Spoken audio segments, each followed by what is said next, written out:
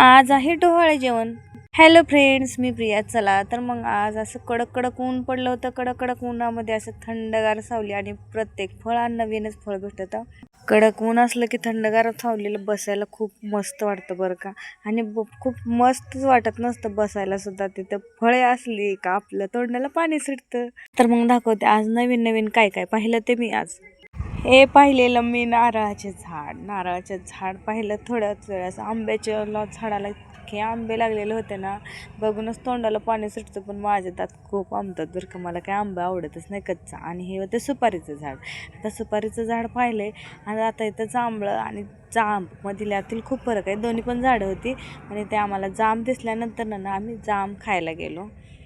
तुम्ही तर हे झाड पाहिलं की नाही ते माहीत नाही, माहीत असेल तर कमेंट करा. हे पहा, आता ना इथे जामचं झाड आहे. हे पहा, इथे ना पुढे गेल्यानंतर ना जामचं झाड दिसतं. त्या झाडाला हे सुपारीचं झाड आहे. सुपारीच्या झाडाच्या पुढं त्या शेंगाच्या रानात ना शेंगा लावायला प्लॉट तयार केला होता. तर मग डोहाळे जेवणाचा कार्यक्रम पाहू आपण पण.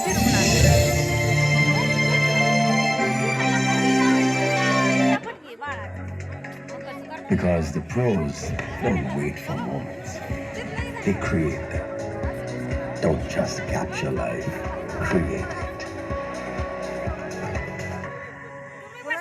Vivo. कुठं जायचं म्हटलं तर लहान मुलांची मस्ती आणि दंगा केल्याशिवाय बापरे किती दंगा करतात लहान मुलं हे समजत नाही मला.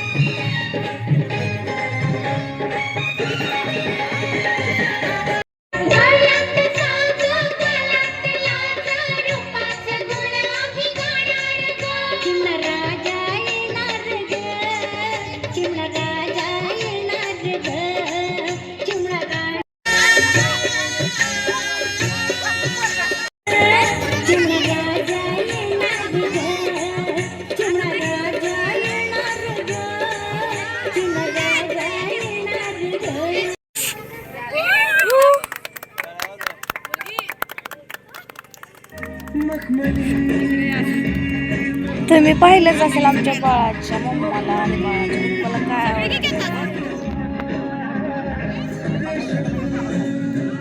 खूप मस्त वासा कार्यक्रम झालेला होता.